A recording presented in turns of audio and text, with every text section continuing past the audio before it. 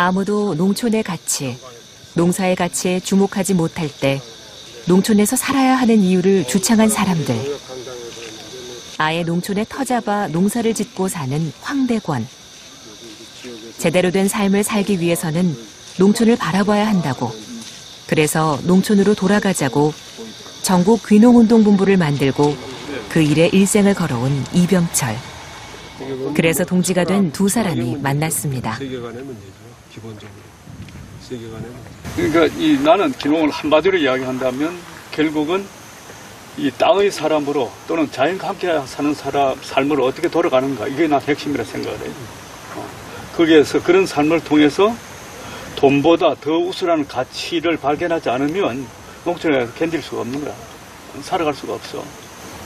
내가 도시에서 월급 받아 먹고 사는 삶을 선택할 것이냐, 농촌에 내려가서 농사 짓는 경제적 행위를 통해서 살 것이냐의 선택인데, 그 선택을 하려면은 자기 세계관이 바뀌지 않으면 안 된다는 거죠. 그러니까 나는 귀농은 삶의 전환이라는 거지. 직업을 바꾸는 거나 거주지를 바꾸는 게 아니다. 그러니까 삶의 전환이 되기 위해서는 우선 나는 무엇이 내 삶에서 더 중요한 가치인가 하는 이 가치관이 바뀌지 않으면 불가능한 거야. 생각만 가져서는 안 된다는 거죠. 그것을 위해서 내가 무엇을 구체적으로 하고 있느냐. 근데 내가 생각하는 것은 보다 더 절박한 근원적인 문제라고 볼 수가 있는데, 현재 이런 시스템이나 이런 체제나 이런 삶의 방식이 지속될 수 없는 한계를 우리는 이미 체험하고 있다. 이미 왔단 말이죠. 그렇죠. 그러니까 지금은 내가 원든 원치 않든 간에 우리가 살아남기 위해서는 근본적인 어떤 전환이 필요하다는 것. 전환이 없이는 불가능하다. 관념적으로 이렇게 생각할 수가 있어도 내가 구체적으로 그러한 실천이 없이는 그러한 변화가 불가능하다. 당연히지. 예. 물론 이 자각을 가능케 하는 것들은 도시에서 삶이 점점 피폐해지고 그런 아주 그 지독한 생존 경쟁 속에서 점점 피폐해지는 자신을 보면서 그러한 쪽으로 선택을 하게 되겠지만요. 그러니까 귀농이라는 것이 정말 근본으로 돌아가는 것이하고 근본 자리라는 것이 바로 모든 생명의 근원인 자연과 함께하는 삶, 땅과 함께하는 삶. 지금 이 시대는, 이 문명은 또는 이 사회는 근본적인 전환을 요구를 하고 있어요. 그 근본적인 전환 없이는 우리 모두가 살아갈 수가 없다는 건 분명한데, 귀농이라는 것은 결국은 자연과 함께 사는 삶으로 돌아가는 것이고, 그 속에서 나와 어떤 모든 이 존재물, 생태계를 얼마만큼 모시고 숨기고 돌보고 함께 살아가는가, 그 마음자리에 귀농의 성패가 달려있는 것이다. 저는 그렇게 생각을 해요. 삶을 바꾸고 생각을 바꿔야 가능한 결단. 귀농은 결코 쉽지 않은 일이지만 반드시 필요한 일이라는 게 오랫동안 농촌에 살며 귀농운동을 이끌고 있는 두 사람의 생각입니다.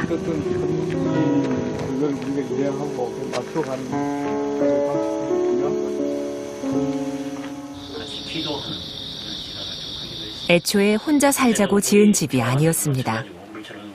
농촌운동과 귀농운동, 오래도록 농촌의 가치를 역설해왔지만 어떤 희망도 갖고 이렇게 할 텐데, 그 자신이 농촌의 터전을 갖게 된 것은 10년 남짓. 한 달에 한 번 뜻을 같이 하는 사람들과 모여 농촌에 살아야 하는 이유를 확인합니다. 듣는 분도 잘 들을 텐데. 정신이 있으시구나 그런 걸 느꼈어요. 그래서 또 풀꽃 동요잔치에서는 아이들 합창이 있었는데, 오늘 아름나라라고 하는 어린이 합창단이 노래를 했는데, 참 첫 번째 노래가 서울 아이에게는, 그 가사가 그렇게 나옵니다. 서울 아이들에게는 질경의 꽃은 이름 없는 꽃이고요, 굴뚝새는 이름 없는 새고요, 은피라미는 이름 없는 물고기입니다. 결국에는 옆집 아이는 이름 없는 아이가 될 겁니다. 근데 그런 가사가 있어요. 근데 그 노래를 들으면서 제 발이 저렸어요. 아, 그러고 보니까 제가 그렇게 질경이 꽃도, 또 은피라미도, 굴뚝새도, 아, 그러고 보니 옆집 사람이 뭘 하는지, 이름이 뭔지 전혀 몰랐구나 하는 그런 생각이 들었어요. 그들을 계속 바꿔줘야 한다고 이야기를 하면서 실제는 그 바꿀 힘을 지금 기르지 않고 있단 말이지.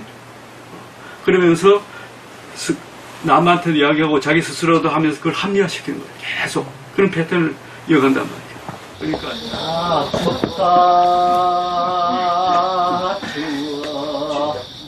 연대와 자립, 지속 가능한 삶에 대한 공부. 생명 평화의 길은 자신과 세상에 대한 신념이요 깨어있는 선택이며 지금 여기서의 행동하는 삶입니다. 이렇게 함께하는 공부를 통해 변화해야 할 시간이 다가오고 있다는 것을 거듭 확인합니다. 좋더라고요. 근데 앞으로 나아가는 것밖에는 달리 갈 데가 없다. 그리고 앞으로 나아간다는 것은 제 정신으로 돌아가겠노라는 우리의 각오를 요구한다. 적지 않은 사람들이 농촌으로, 땅으로 되돌아오고 있습니다. 더 많이 돌아와야 합니다. 농사를 짓고 전통적 삶의 기술을 복원하고 지역 공동체를 되살리는 전환 말고는 길이 없기 때문입니다. 농토에서 공장으로, 시골에서 도시로 맹목적으로 내몰리던 시절이 있었습니다.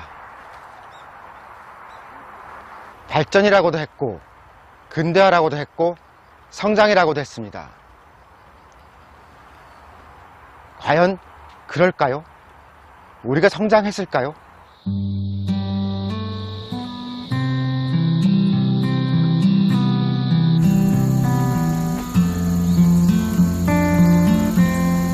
평생 농촌운동을 해왔지만 이병철은 자신을 늙은 농부에 미치지 못한다고 말합니다.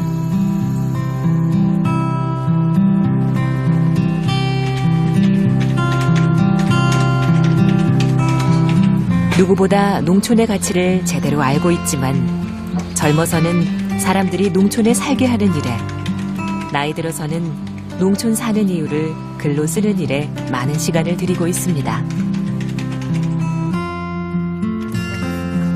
이거 어디 뭐 다 이렇게 선물 받았는 거?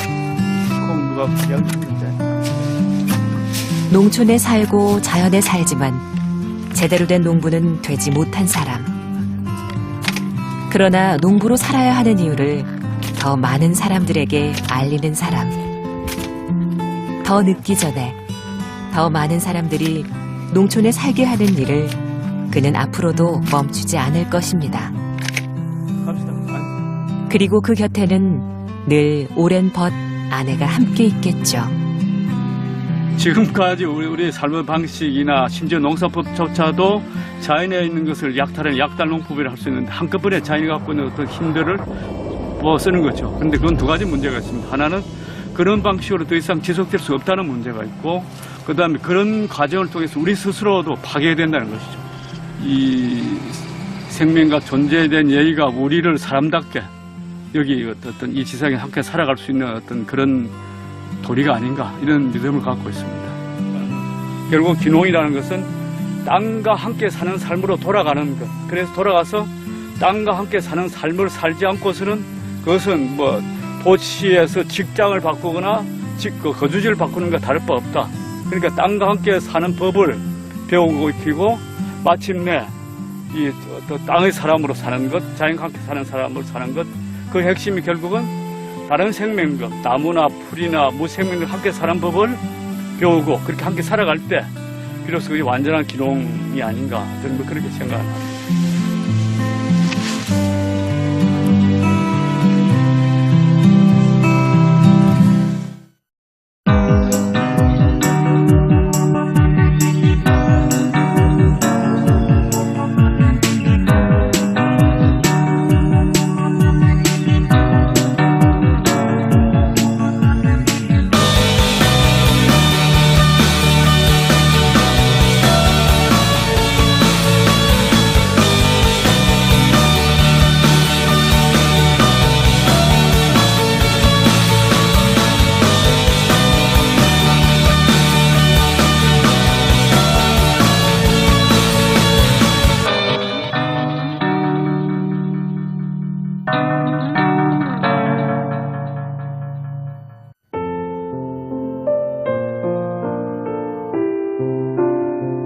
오늘은 상추 씨앗을 뿌리는 날, 맨발로 흙을 접한다.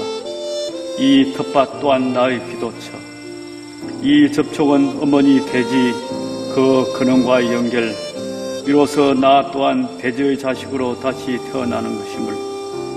이 땅이여, 이 하늘이여, 이곳에 깃든 모든 존재들이여, 이 씨앗을 품어 생기롭게 피어나게 하소서.